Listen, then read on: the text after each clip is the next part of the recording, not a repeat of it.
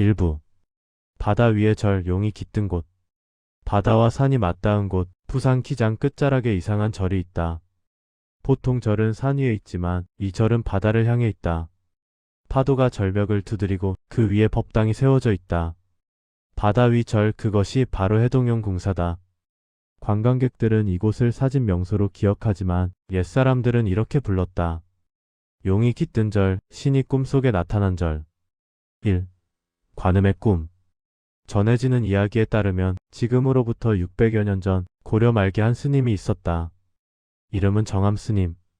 나라가 혼란하고 백성들은 굶주리던 시절 그는 매일같이 기도했다. 이 땅에 평화가 오게 하소서. 그러던 어느 날 스님은 100일 기도를 마치고 깊은 잠에 들었다. 그 꿈속에서 하얀 옷을 입은 여인이 거대한 용의 등에 올라 바다를 건너오고 있었다. 그 여인은 바로 관세음보살이었다. 용이 물결을 가르며 절벽으로 다가와 스님에게 말했다. 이곳은 바다의 기운이 모인 자리. 여기에 절을 세우면 나라가 안정되고 백성이 평화로워질 것이다. 스님은 깨어나자마자 바다로 달려갔다. 그리고 파도와 바위 사이에 작은 불단을 세웠다. 그곳이 바로 해동용 궁사의 시작이었다. 용이 깃든 자리. 전설은 거기서 끝나지 않았다. 스님이 절을 세운 날 밤 절벽 아래에서 엄청난 물소리가 들렸다. 사람들이 달려가 보니 거대한 푸른 용이 바다에서 몸을 일으키고 있었다. 그 용은 하늘을 향해 3번 고개를 들어올리고 빛을 내뿜었다. 그리고 그 순간 바다의 파도가 잦아들고 달빛이 절 위로 쏟아졌다. 사람들은 말했다. 용이 머문 절, 그곳은 하늘과 바다가 만나는 곳이다. 이후로 사람들은 이 절을 용궁사라 불렀다. 용이 머무는 궁전 같은 절. 3. 사라졌다. 그리고 다시 태어났다. 하지만 세월이 흘러 조선이 들어서고 불교가 억압받던 시절 용궁사는 점점 잊혀져 갔다. 전쟁이 지나고 폭풍이 덮치고 절은 바다에 잠겼다는 말도 있었다. 그 후 몇백 년이 지나 1970년대 초 한 스님이 그 터를 다시 찾았다. 그는 파도 소리 속에서 무언가를 들었다고 했다. 나는 이곳에 머물고 있다. 그 목소리는 용의 음성이었다고 한다. 그 스님은 이곳에 다시 불단을 세우고 절의 이름을 옛 이름 그대로 되살렸다. 해동용 궁사 동쪽 바다의 용궁에 있는 절. 4. 인간이 닿을 수 없는 자리. 용궁사에 가면 108개의 돌계단이 있다. 그 계단을 내려갈수록 바람이 달라진다. 산의 냄새가 사라지고 소금기 어린 바다의 향이 스며든다. 사람들은 말한다. 이곳의 공기는 바다가 아니라 기도다. 계단 끝에 다다르면 눈앞이 탁 트인다. 붉은 대웅전, 바다를 향한 불상, 그리고 용머리 바위. 그 풍경은 믿음이 없는 사람마저도 숨을 멈추게 만든다. 이곳에선 바다도 절한다. 누군가 남긴 말처럼 용궁사의 바다는 늘 고요하다. 부처님은 바다를 택했다. 왜 부처님은 이토록 위험한 절벽 위를 택하셨을까? 스님들은 이렇게 말한다. 세상은 바다와 같다. 고통도 파도처럼 끝없이 밀려오지. 그러나 파도 아래는 언제나 고요하다. 용궁사에서 바다를 바라보면 그 말이 이해된다. 부처님은 우리에게 산이 평온이 아니라 바다 위 평안을 주시려 했던 것이다. 그래서 이 절은 산속 사찰과 다르다. 조용하지 않지만 삶의 소리가 들린다. 6. 전설은 여전히 살아있다. 오늘날에도 이곳을 찾는 이들은 끊이지 않는다. 어떤 이는 아이를 원해오고 어떤 이는 병든 부모를 위해 오며 어떤 이는 잃어버린 사랑을 위해 눈을 감는다. 그들이 기도하는 동안 바다는 언제나 같은 소리를 낸다. 쉿. 그건 파도 소리가 아니라 부처님이 내뱉은 숨결 같다. 어느 날 한 관광객이 물었다. 정말 용이 있었다는 걸 믿으세요? 노스님은 웃으며 대답했다. 그대의 마음이 흔들릴 때 그 흔들림이 곧 용의 숨결입니다. 그 말이 오래 남았다. 용은 바닷속에 숨어있는 게 아니라 우리 마음속에서 파도를 일으키는 존재였다. 밤이 되면 절은 더욱 신비롭다. 촛불이 일렁이고 파도 소리가 마치 연불처럼 들린다. 그 위로 별빛이 떨어지면 절 전체가 마치 용의 비늘처럼 반짝인다. 그때 사람들은 고개를 든다. 누군가는 소원을 빌고 누군가는 그냥 눈을 감는다. 그러면 바다가 대답한다. 오늘도 용은 깨어있다. 부처님 말씀. 지극한 마음은 바다를 건너고 청정한 믿음은 용을 부른다. 금강경. 그렇게 해동용 공사는 단순한 관광지가 아니라 믿음과 전설이 공존하는 바다의 절로 남았다. 그리고 지금 이 순간에도 누군가는 그곳에서 자신의 파도를 다스리기 위해 기도하고 있을 것이다. 2부. 파도와 기도의 길. 바다의 냄새가 스며드는 새벽. 해동용 공사의 하루는 파도 소리로 시작된다. 절을 향해 걷는 길, 입구엔 한 번의 소원은 반드시 이루어진다 라는 문구가 새겨져 있다. 그 글귀 앞에서 사람들은 잠시 멈춘다. 누군가는 눈을 감고 누군가는 손을 모은다. 누군가에게 이 길은 단순한 여행길이지만 또 다른 누군가에게는 기도의 길이다. 1. 108계단 고통을 내려놓는 길. 절로 들어서는 첫 관문은 108개의 돌계단이다. 사람들은 한 계단을 내려갈 때마다 속으로 숫자를 센다. 하나, 둘, 셋. 108이란 숫자는 불교에서 인간의 번뇌를 뜻한다. 사랑과 미움, 두려움과 집착, 후회와 욕심. 그 모든 번뇌 하나하나를 딛고 내려가야 마침내 부처의 자리로 다가간다는 뜻이다. 바람이 얼굴을 스친다. 계단을 따라 내려갈수록 공기가 달라진다. 산의 냄새가 사라지고 짠 바다 냄새가 깊게 스며든다. 그리고 마지막 계단을 밟는 순간 눈앞이 확 트인다. 파도와 절이 한눈에 들어온다. 그 순간 누구나 숨을 멈춘다. 바로 해동용 공사의 풍경이다. 부처님이 바다를 향해 앉으신 이유. 대부분의 사찰은 산속에 있다. 하지만 용궁사는 유일하게 바다를 향해 부처님이 앉아 계신 절이다. 사람들은 종종 묻는다. 왜 하필 바다일까? 스님들은 이렇게 답한다. 산의 부처님은 고요를 가르치고 바다의 부처님은 용기를 가르친다. 파도는 늘 부서지고 다시 일어난다. 삶도 그렇다. 무너져도 다시 일어나는 힘, 그것이 바로 해동용 공사가 가진 불심이다. 3. 용의 형상을 품은 절. 멀리서 절을 바라보면 신기한 게 있다. 대웅전이 용의 머리처럼 돌출되어 있고 계단은 마치 용의 등뼈처럼 구불구불하다. 절의 오른쪽 바위는 용의 꼬리를 닮았고 그 아래 바다의 물길은 용이 헤엄치는 자취처럼 휘어진다. 사람들은 이 모습을 보고 말했다. 이곳은 진짜로 용이 누워있는 절이다. 풍수지리학적으로도 이곳은 용의 기운이 머무는 자리, 용맥이라 불리는 곳이다. 그래서 옛사람들은 이 절을 찾으면 자손이 번성하고 재물이 흘러들며 병이 낫는다고 믿었다. 4. 불상과 상징들 바다 위의 부처님들. 용궁사엔 여러 부처님이 모셔져 있다. 그중 가장 유명한 곳이 관음보살상. 절벽 끝 바다를 향해 서 있는 높이 10m의 흰 불상. 그 모습은 마치 바다를 품고 세상의 고통을 들어주는 듯하다.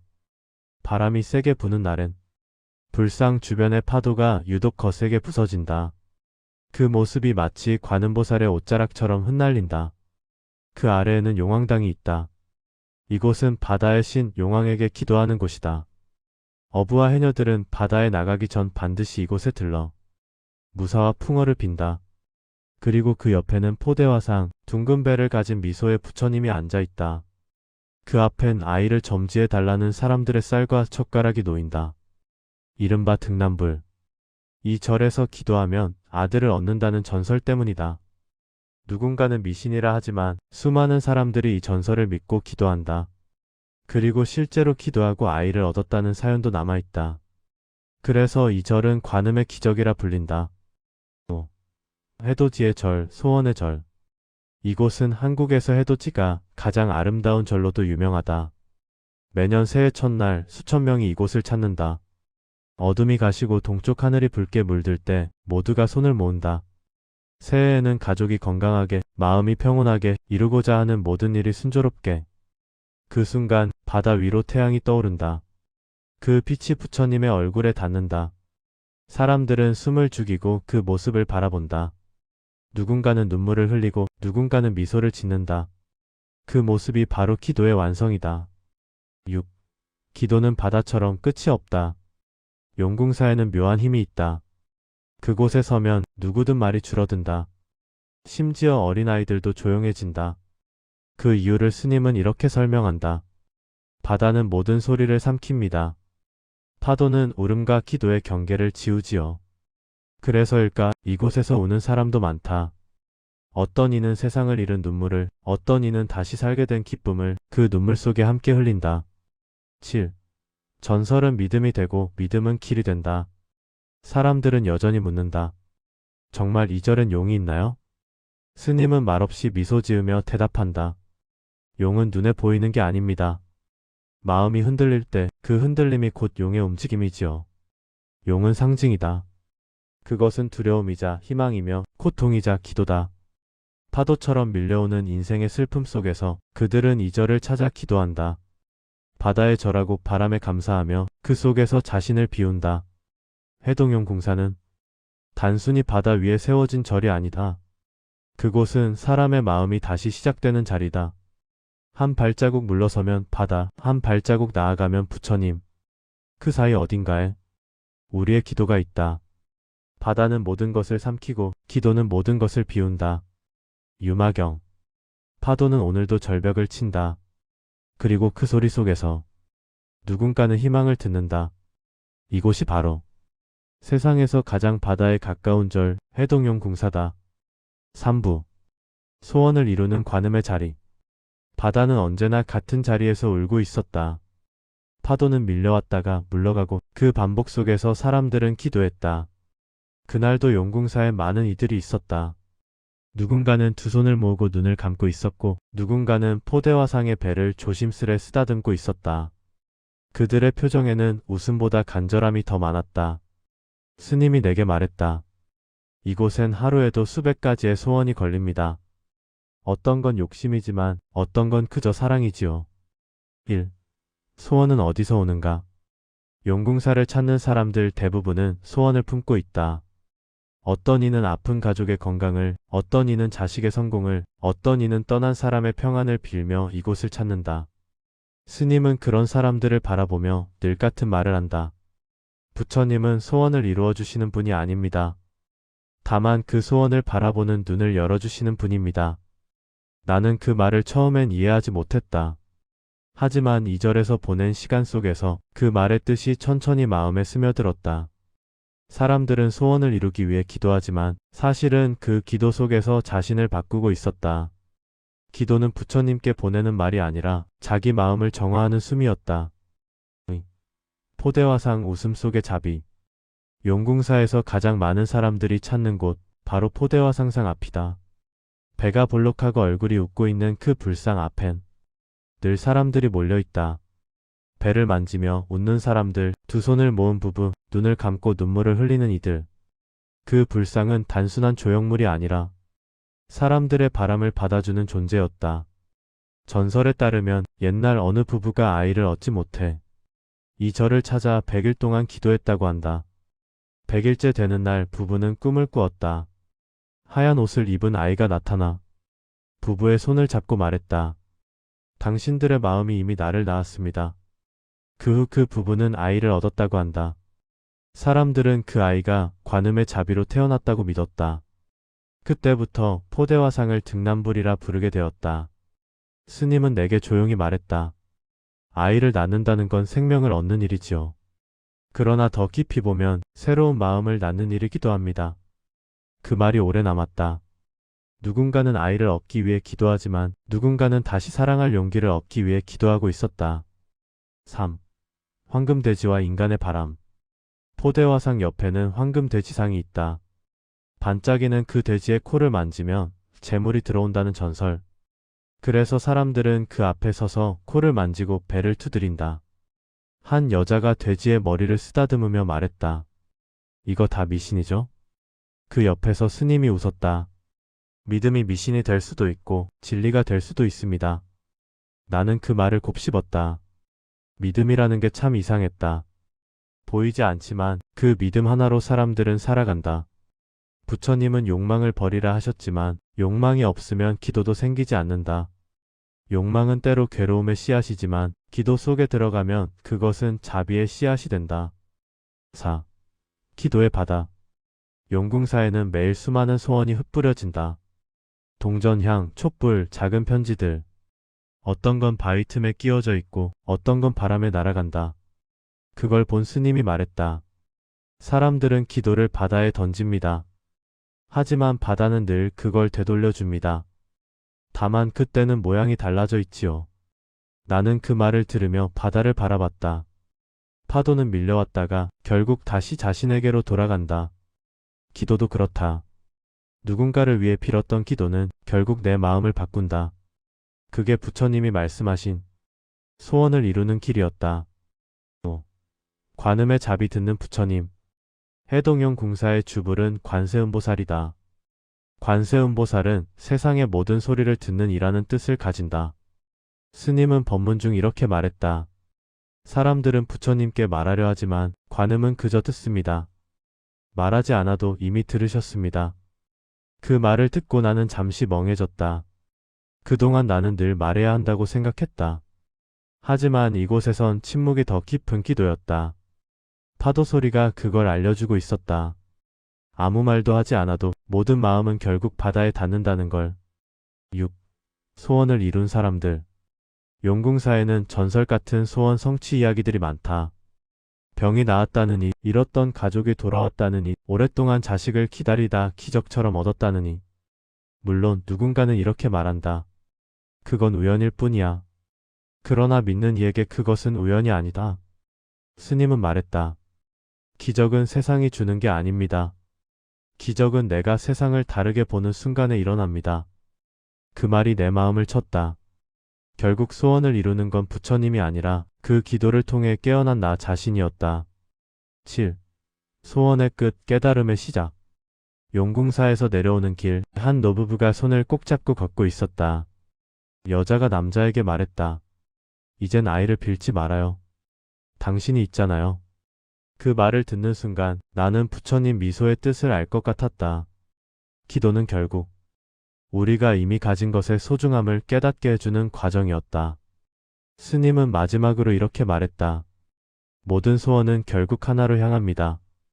고통이 멈추길. 그리고 그것이 바로 자비입니다. 그 말에 나는 눈을 감았다. 파도 소리가 더 깊게 들려왔다.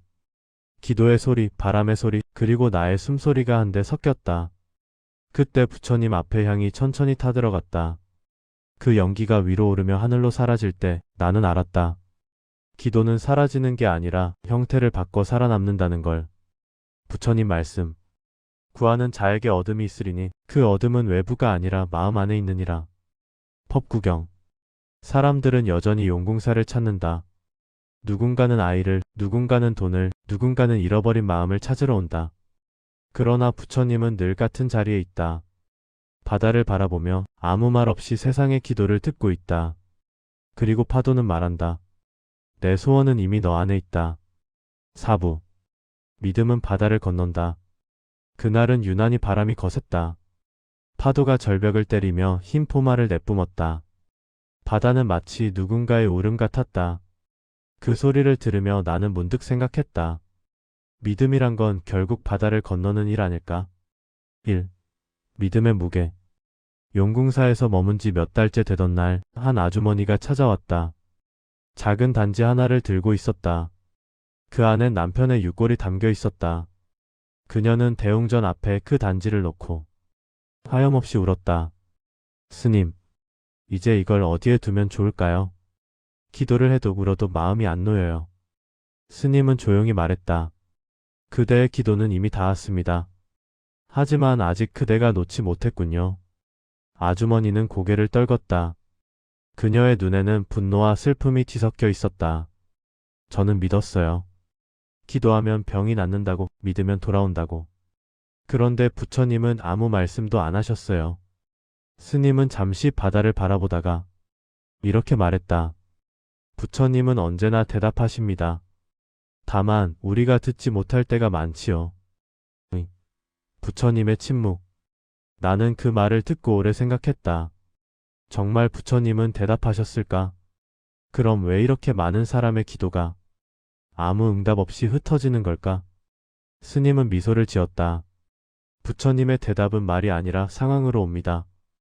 때로는 눈물로, 때로는 기다림으로, 그리고 때로는 아무 일도 일어나지 않음으로 오지요. 그 말은 오히려 더 어려웠다. 나는 묻고 싶었다. 그게 자비라면 왜 이렇게 아픈 겁니까? 스님은 잠시 눈을 감고 말했다. 믿음이 깊어질수록 고통도 깊어집니다. 하지만 고통이 깊을수록 깨달음의 뿌리도 단단해집니다. 3. 바다의 기도.